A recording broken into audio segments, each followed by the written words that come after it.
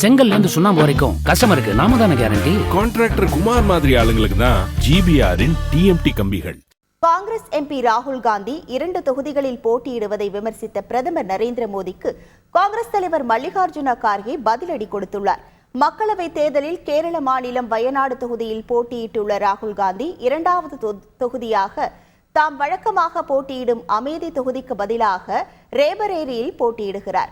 மேற்கு வங்கத்தில் நடைபெற்ற பிரச்சாரத்தில் இதுகுறித்து பேசிய பிரதமர் மோடி, வயநாட்டில் தோல்வி உறுதியாகிவிட்டதால் 2வது தொகுதியில் ராகுல் காந்தி போட்டியிடுவதாக கூறினார். அமேதியில் தோற்றுவிடுவோம் என்ற அச்சத்தில்தான் அவர் ரேபரேலியில் போட்டியிடுகிறார் என்று மோடி கூறினார்.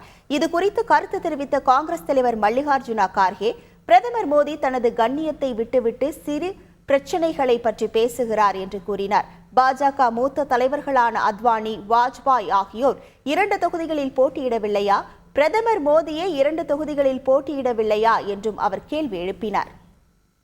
கற்ற கம்பில இருந்து அடிக்கிற ஆணி வரைக்கும் எல்லாம் குவாலிட்டியா இருக்கணும்ல. பிரகாஷ் போன்றவர்களுக்காகவே ஜிபிஆரின் டிஎம்டி கம்பிகள்.